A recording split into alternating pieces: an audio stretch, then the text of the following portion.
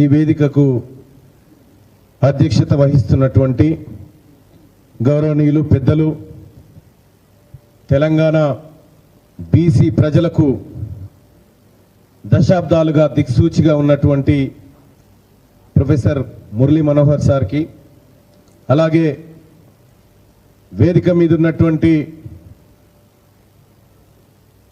BC intellectual forum chairman చిరంజీవులు గారికి ఉన్నాడు అపోయినా chairman గారికి, అలాగే బీసీ జాతీయ సంఘం ఏదైతే ఉందో దానికి అధ్యక్షులుగా ఉన్నటువంటి సోదరుడు శ్రీనివాస్ గౌడ్ గారికి, అలాగే బీసీ ఎంప్లాయీస్ ఫెడరేషన్ అధ్యక్షులు గౌరవనీయులు సమ్మయ్య గారికి, అలాగే BC commission ex chairman Vakulabharanam Krishnamohan గారికి, అలాగే ఇంకా చాలామంది మిత్రులు, నా ఆత్మీయులు అందరు ఇక్కడే ఉన్నారు. హరిశంకర్ అన్న కానీ వీళ్ళందరూ కానీ, ప్రొఫెసర్లు కానీ, మా మిత్రుడు జానయ్య గారు కానీ, అలాగే సూర్యారావు గారు ఉన్నారా, సూర్యారావు గారు కానీ, అలాగే నరేందర్ కానీ, అందరు కూడా ప్రొఫెసర్లు అందరికి కూడా, మహిళా సోదరుమణులందరికీ, మీడియా మిత్రులందరికీ పేరు పేరున నమస్కారం తెలియజేస్తా ఉన్నా. మన అంజన్న కూడా అందరికి కూడా, సాంబన్నకు కూడా తెలియజేస్తా ఉన్నా. సోదరులారా, ఇక మనం ఇప్పటిదాకా తెలంగాణ రాష్ట్రంలో జరిగినటువంటి కులగణన, అందులో జరిగినటువంటి అవకతవకల పైన మీ మేధస్సునంతా మదించి ఇప్పటికే సమాజం ముందు కొన్ని లెక్కలను పెట్టినారు. ఈ లెక్కలు ఏ రకంగా చూసినా కూడా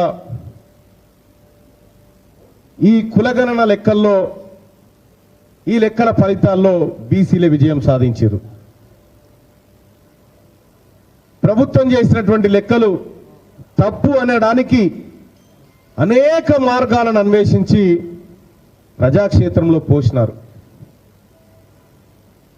పోసిన తర్వాత కూడా ప్రభుత్వం ముందు ఒక ఆప్షన్ పెట్టి పొరపాటు జరిగిందేమో సరిదిద్దుకోమనేటువంటి ఒక మంచి వాతావరణంలోంచి ఒక మెసేజ్ కూడా పంపించడం జరుగుతూ ఉంది.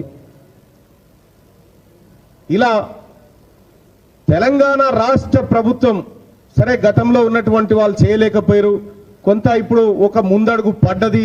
ఆ ముందడుగులో కూడా జరిగినటువంటి లోపాలను మామూలు లోపాలు ఏం కాదు, అవి బ్యాక్ హోల్ అంత పడ్డది.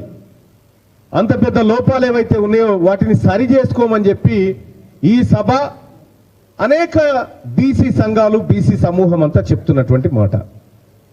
మరి ప్రభుత్వం ఎప్పుడు సరి చేసుకుంటుంది? ఈ సభ పెట్టిన డిమాండ్కు ఓ డేటు ప్రమాణికం ఏమన్నా ఉందా, లేకపోతే వాటిని లెక్కలు చెప్పుకున్నాం. ఇలాంటి సదస్సులు జనాభాది ఓ వైపు కొనసాగిస్తూనే, రెండోది ఆర్థిక పరమైనటువంటి సర్వే లెక్కలు కూడా బయటికి రావాలి. ఇప్పటిదాకా గౌరవనీయులు పెద్దలు చిరంజీవులు గారు కొన్ని అంశాలను మనం ముంగడికి పెడితే షాక్ అందరూ. ఈ 2,91,00,000 కోట్ల బడ్జెట్లో సగానికి నరికితే మా బీసీల బడ్జెట్ అని నేను సభలో కూడా చెప్పడం జరిగింది.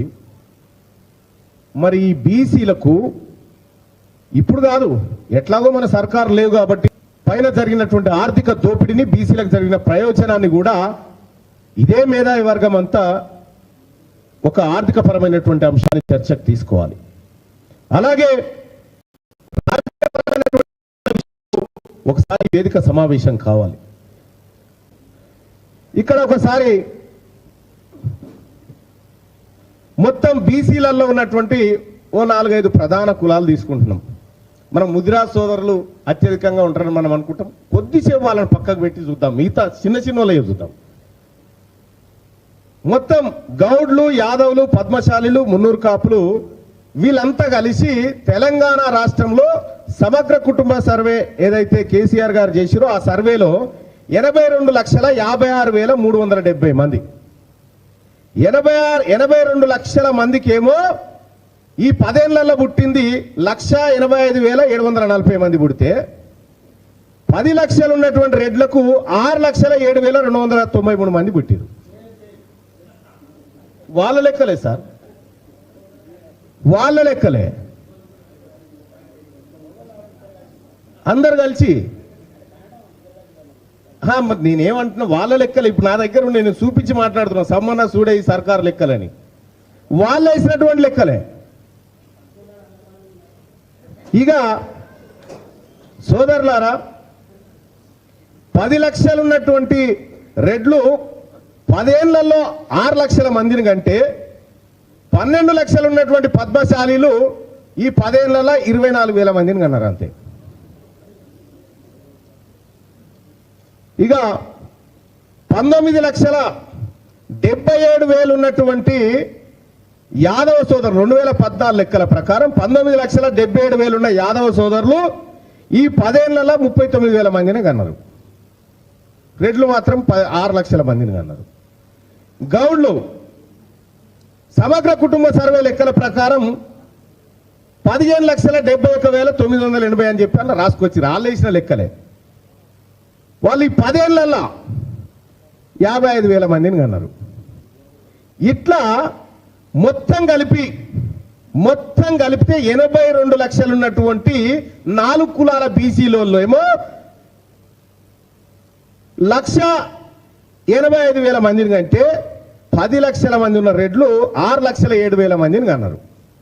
ఇవి సమగ్ర కుల ఇప్పుడు జరిగినటువంటి లెక్కల ఆధారంగా చెప్తున్నటువంటి కథ.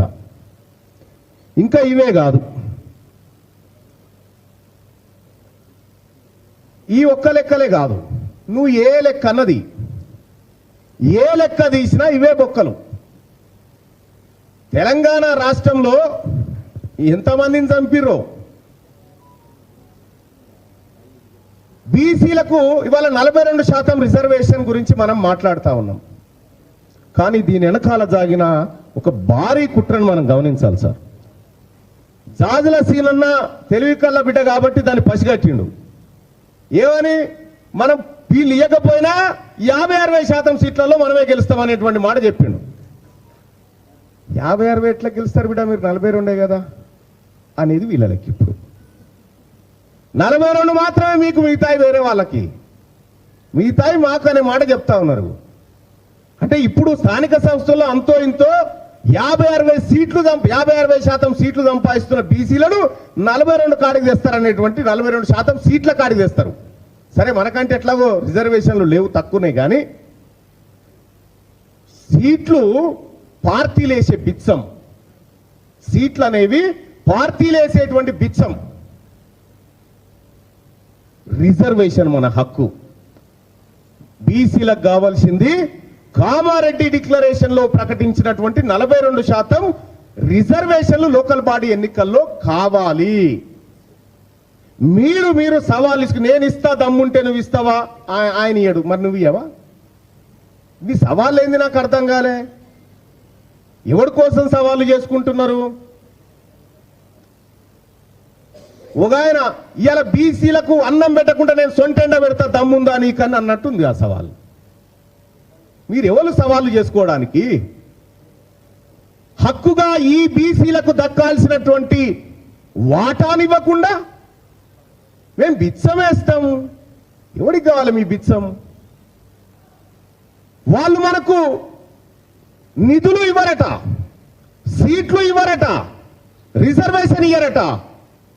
బీసీ సమాజమా, 3 ఎమ్మెల్సీ ఎన్నికలు జరుగుతూ ఉన్నాయి, వాళ్ళు మనకి ఇవ్వరట, మనం ఓటు ఇవ్వకుర్రు. ఇక వాళ్ళకు మన ఓటు వాళ్ళకి ఇవ్వకండి. ఇవాళ ఈ వేదిక నుంచి నేను చెప్తా ఉన్నా, మురళీ మనోహర్ సార్, ఈ 3 ఎమ్మెల్సీ స్థానాలు బీసీలు గెలవాలి, బీసీలు గెలిచి తీరాలి. మీరు నిర్ణయం తీసుకోవాలి. ఈ దిశగా మనం కార్యాచరణ కూడా రూపొందించుకోవాలి. నేను టీచర్ల లిస్ట్ కార్లో పెట్టుకొని ఎక్కినప్పుడల్లా ఒకరికి ఫోన్ కొడతా ఉన్నా, సార్ బీసీలకు ఓట్లు వేయాలని. 20-25 వేల ఫోన్ నెంబర్లు ఉన్నాయి నా దాంట్లో కార్లో. మనం కూడా ఎక్కడ మన బీసీలు ఉన్నా, ఎక్కడ టీచర్లు ఉన్నా, మన ఎస్సీ ఎస్టీ బిడ్డలు, మైనారిటీ బిడ్డలు ఉన్నా, వాళ్ళని కడుపులో పెట్టుకొని మనం ముందుకు తీసుకుపోయి ఈ ఎమ్మెల్సీ ఎన్నికల్లో మైండ్ బ్లాక్ అయ్యే రిజల్ట్ ఇస్తే తప్ప, ఇది నేను అప్పుడే చెప్పిన, ఇది బీఫామ్లకు బీసీలకు మధ్య జరుగుతున్న యుద్ధం. ఇది బీఫామ్లకు బీసీలకు మధ్య జరుగుతున్నటువంటి యుద్ధం. ఈ యుద్ధంలో బీసీలే గెలవాలి, మెజారిటీ ప్రజలే గెలవాలి.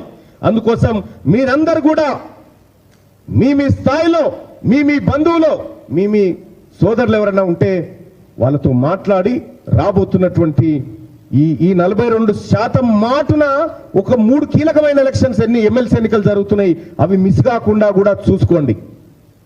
ఆ విధంగా ఈ సభ కార్యాచరణ రూపొందించుకోవాలి.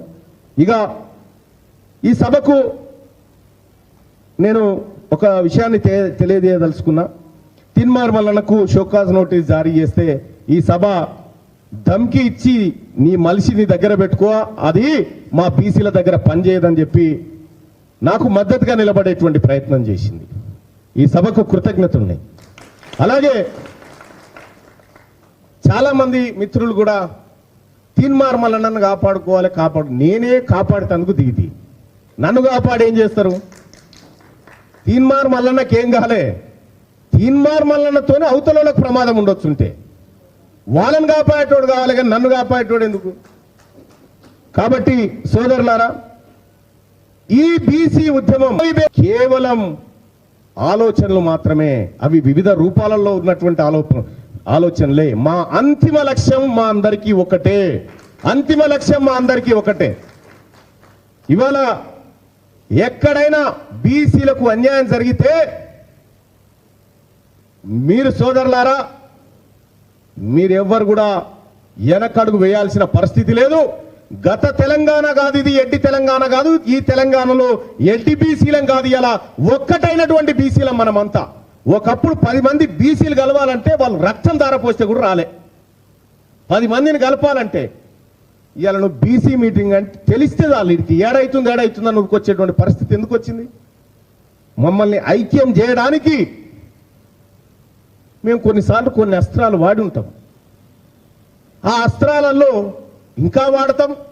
బరాబర్ బీసీలను ఏకం చేయడం కోసం మేము ముందుకు పోతాం. అలాగే ఇక ఇప్పుడు కూడా చెప్తా ఉన్నా, ఎవడన్నా బీసీల తెరవచ్చి బీసీ జాతుల మీద, బీసీ గొంతుకల మీద, కుత్తుక మీద కాలు పెడతామంటే కాళ్ళు తీసేస్తాం బిడ్డ. మా బీసీల హక్కులను కాపాడుకుంటాం. అలాగే ఈ వేదిక నుంచి నేను ఒక 2 సూచనలు చేస్తా ఉన్నా. ఇది కళింగ భవన్, పవిత్రమైనటువంటి కళింగ భవన్ ఇక్కడే పక్కకే భగవంతుడు గురు. ఈ కళింగ భవన్ లో ప్రారంభమైనటువంటి ఈ జైత్ర యాత్ర ఇది జిల్లాలకు తీసుకుపోండి. జిల్లా స్థాయిలో మీరు తాత్కాలికంగానైనా కొంతమంది బాధ్యులను పెట్టైనా అక్కడ కార్యక్రమాలు నిర్వహించండి. నేను చిరంజీవి సార్ చెప్తా ఉన్నా, మీరందరూ కూడా తాత్కాలికంగా బాధ్యులను పెట్టైనా ఇది జిల్లా స్థాయిలో, గ్రామ స్థాయిలో జరగాలి. ఇదంతా ఈ చర్చ జరగాలి. మరి మేము కూడా నేనేం చేస్తా ఉన్నా, మా తీన్మార్ మల్లన్న టీం తరఫున తెలంగాణ రాష్ట్రంలో కొన్ని గ్రామాల్లో కులగణన చేయబోతా ఉన్నాం. కులగణన చేసి ఆ గ్రామంలో ఉన్నటువంటి కులాల లెక్కలను తీసి ఆ గ్రామ పంచాయతీ కూడా అతకబెడతాం. అతకబెట్టి ఇగో ఈ నమూనా కావాలి మాకని చెప్తాం. సో దానికి కూడా మేము అనుకుంటున్నటువంటి అంశంలో ఏమైనా సూచనలు, సలహాలు ఉంటే కూడా ఈ సభ ద్వారా స్వీకరించడానికి మేము సిద్ధంగా ఉన్నాం. కానీ ఎట్టి పరిస్థితిలో ఇంట్లోంచి బయటికి వెళ్ళాం మళ్ళా లోపలికి పోయేటందుకు కూడా తాళం ఓపెన్ కాదు, అది దర్వాజా పడ్డది, అయిపోయింది. బయటికి వెళ్ళినాం, విజయాన్ని ముద్దాడి రావాల్సిందే మనమంతా, బీసీలమంతా. ఈసారి పుట్టినటువంటి ఉద్యమం, బీసీ ఉద్యమం, ఇది ఖచ్చితంగా విజయాన్ని చేరుతుంది. 2028 నాటికి ఈ తెలంగాణ రాష్ట్రం బీసీల దగ్గరకు వచ్చి సలాం కొడుతుంది. ఆ రోజు తీసుకురావడానికి మనమంతా కార్యోన్ముఖులమై ముందుకు రావాల్సిందిగా కోరుతా ఉన్నాం. అలాగే సార్, చిరంజీవి సార్, ఇదేదో ఈ లెక్కలు మీరేదో చెప్పినటువంటి లెక్కల మీద మీరు ఎప్పుడు తీసుకుంటున్నారో కార్యాచరణ, అంటే దానికి సంబంధించినది కూడా అందరికీ పిలుపునియండి. సీనన్న కూడా ఏదో ధర్నా కార్యక్రమాన్ని నిర్వహిస్తున్నాడు, దానికి సంబంధించి అందరి వర్గాలని కూడా మీరు ఆహ్వానాలు పంపండి. ఇది నీ ఇంటి పంచాయతీ కాదు, నా ఇంటి పంచాయతీ కాదు, ఇది మనందరి జీవితాలకు భవిష్యత్తుకు సంబంధించినటువంటి కార్యక్రమం కాబట్టి మిగతా సభ్యులు ఎవరైతే ఉన్నారో ఇక్కడికి వచ్చినటువంటి వాళ్ళు మీ స్థాయిలో మీరు కార్యాచరణ తీసుకోండి. 10 మందిని కూర్చోబెట్టుకొని ఓ 10 మందితో మీ కాలనీల్లో లేకపోతే మీ ఊర్లలో లేకపోతే మీ వార్డుల్లో 10 మందిని కూర్చోబెట్టుకొని 10 మంది బీసీలను ఒక దగ్గర తీసుకోబెట్టుకొని జరిగిన విషయాన్ని వాళ్ళందరికీ చేరవేయండి. అట్లా భావజాల వ్యాప్తిని తీసుకుపోవాల్సిందిగా రిక్వెస్ట్ చేస్తూ, అలాగే మీడియా కూడా ఈ మధ్య కాలంలో సరే అంతో కొంత ఫ్రంట్ పేజీలో కొంత ఛాయిస్ దొరుకుతూ ఉంది బీసీ ఉద్యమాలకు, బీసీ నాయకులకు. కానీ ఈ టీవీ ఛానళ్ళల్లో తక్కువైపోయింది. బీసీ జర్నలిస్టులకు కూడా చెప్తా ఉన్నా, ఇది మరో తెలంగాణ ఉద్యమము. త్వరగా రండి.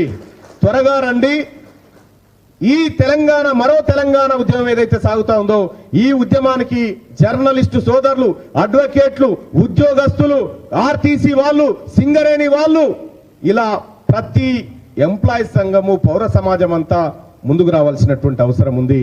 ఇది అతి త్వరలో ఒక మహా ఉగ్ర రూపంగా దాల్చబోతున్నటువంటి ఈ బీసీ ఉద్యమానికి అందరు కూడా సమాయత్తం కావాలని చెప్పి పిలుపునిస్తూ ఈ అవకాశాన్ని ఇచ్చినటువంటి పెద్దలు గౌరవనీయులు మురళీ మనోహర్ సార్కి మరొకసారి ధన్యవాదాలు. ఒక్కసారి మురళీ మనోహర్ సార్ గట్టిగా చప్పట్లు కొట్టాలి మనం. ఎందుకు చెప్తా ఉన్నంటే సార్ మీ సెంటర్గా నడవాలి. ఎందుకంటే మీలో ఉన్నటువంటి నీతి, నిజాయితీ, నిబద్ధత ఇది బీసీ సమాజానికి అవసరం. అందుకోసం మీరంతా కూడా, మేమందరం కూడా మీకు కావలసినటువంటి సపోర్ట్ చేయడానికి సిద్ధంగా ఉన్నాం. మురళీ మనోహర్ సార్ని దయచేసి కొన్ని బరువైన బాధ్యతలు ఎత్తుకోవాల్సిందిగా రిక్వెస్ట్ చేస్తూ సెలవు తీసుకుంటా ఉన్నా. ధన్యవాదాలు.